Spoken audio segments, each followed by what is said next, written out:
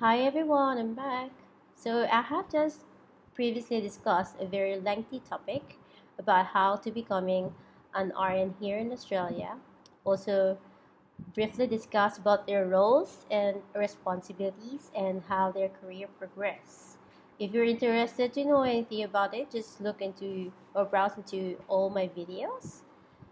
And so I thought of exploring how the incremental levels here vary in different states and their corresponding salary per state for beginners or for novice nurses. By the way, I'm Jackie. I'm a nurse by trade for 16 years. I graduated in 2007 in the Philippines and migrated here in Australia in 2014. We'll talk more about this after the intro. Stay tuned. Hi guys, I'm Jackie and welcome to my YouTube channel. Before we get started, please don't forget to hit subscribe button and the bell button to get an update with new videos uploaded in my channel. And please like, comment, and share.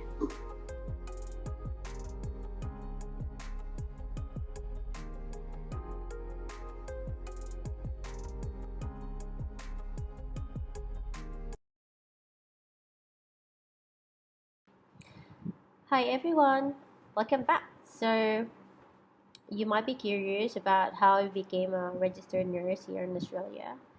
I graduated in 2007 with a Bachelor of Science in Nursing degree, and then I passed the nursing licensure examination, and then afterwards I did the NCLEX exam under California, and then I did it, pass it in one take, and then I also decided, well, maybe I can apply in America.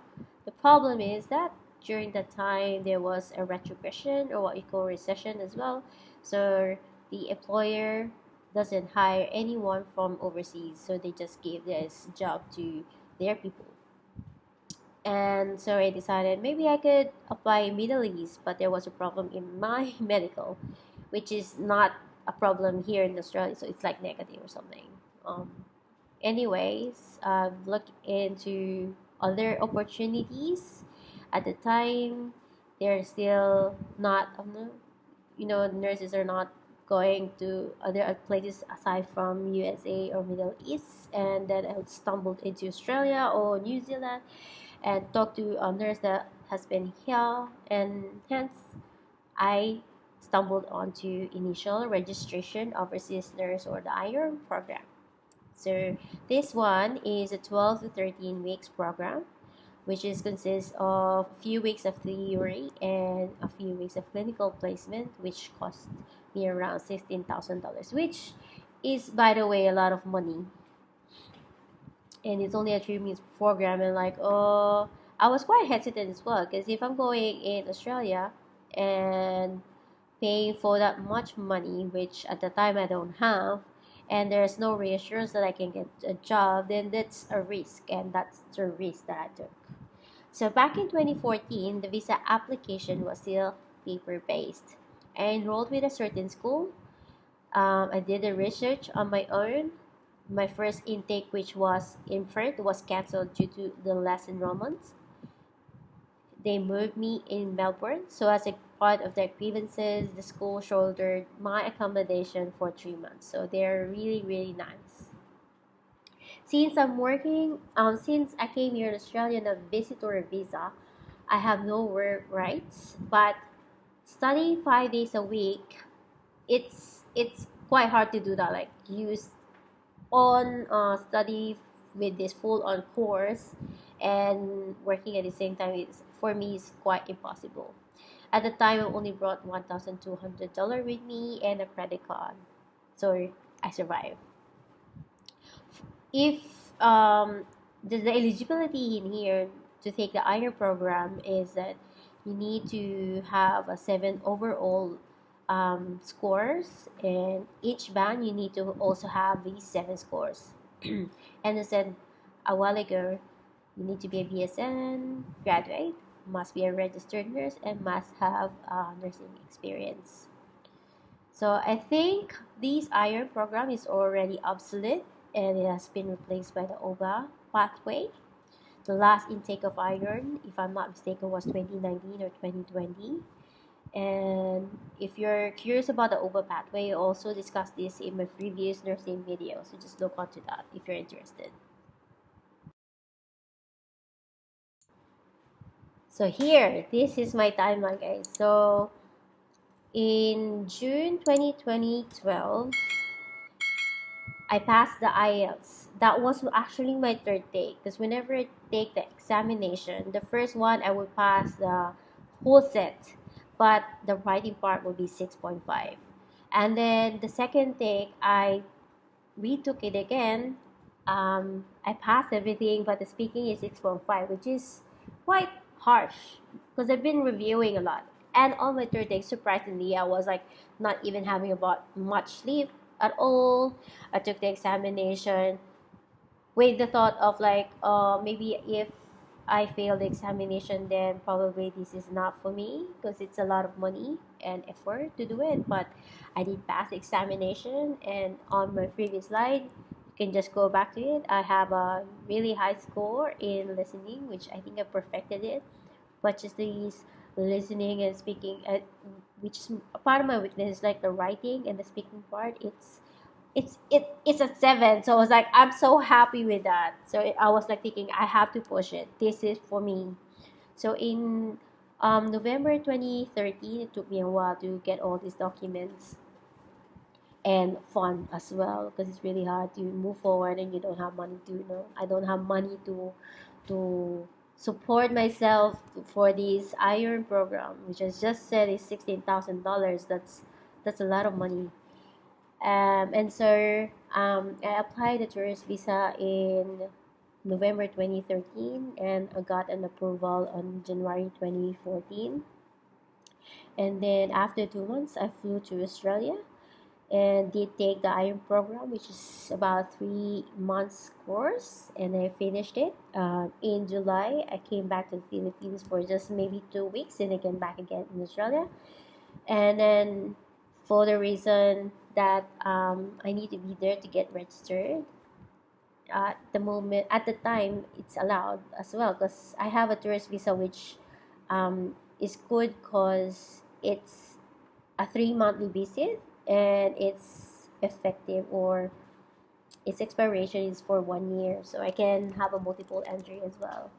So because of my friends who used to work in agency, he referred me to this nursing agency, and then through their help, which I'm really grateful of, I was able to get sponsored for a working visa.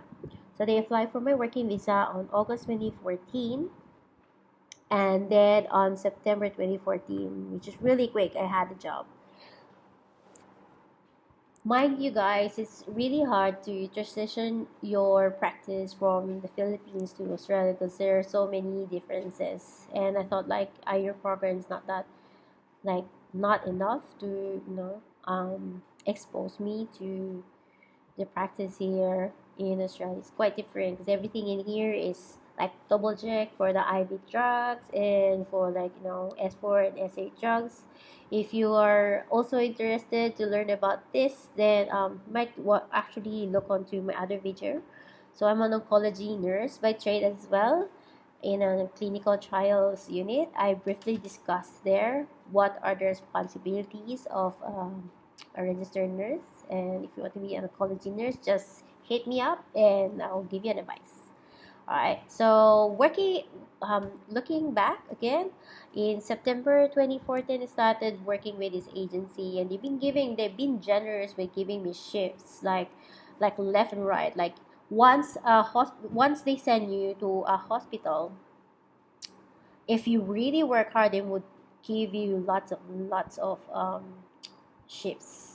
So, for example, this hospital in Stratfield, in cardiology unit, they set me there, and then from Monday to Friday was, I think, working for 12 or 10 to 12 hour shift, and then on weekends they would say, oh, they're requesting you, do you want to work more? So I was like, yeah, I can work, but 7 days in a row of working in a nursing no facility, it's quite hard. It's gonna take a toll on you. So it's like I need a bit of rest, and so it's a bit hard to be working in agency as well, because you need to always to be on your phone. Because basically, what they do is you're in a casual shift. They would call you when there is an availability on a certain hospital. They would send you anywhere, any practice.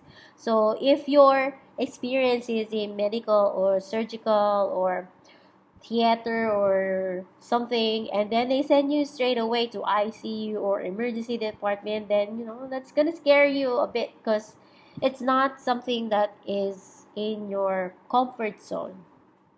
And so as well as the problem is, like, they would send you anywhere, and it might be somewhere that's a bit far. And since I was sponsored by this agency, I was having a hard time to say no, or just to be choosy on what shift I'm gonna take, because I want to please anyone. But it's still hard. Like, if they send you to a hospital that's really far, and the shift is starting at 10 o'clock in the evening, then you're walking in a very dark alley, then that's scary as well.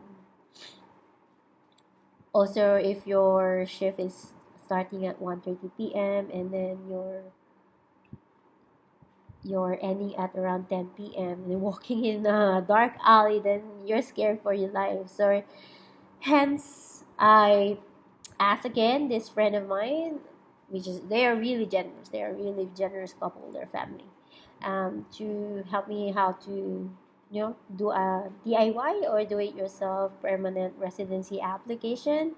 And I did my AMAC in October 2014. I got a positive result within, I think, 1 month. And after that, I did apply for an EOI, or expression of an interest, for a 189 visa. And after 2 weeks, I got invited to launch my 189 visa. And luckily, December 2014, with just barely less than 2 months of waiting, I became a permanent resident. And after 5 years, I was eligible to take the Australian citizenship and became a Aussie. Aussie, oi, oi, oi, in December 2019. So that's my timeline, guys. So this is the total number of hours that an RN must work in order to get the incremental rates. Each state has their own ceiling. In my experience in NSW, it's only up to year 8.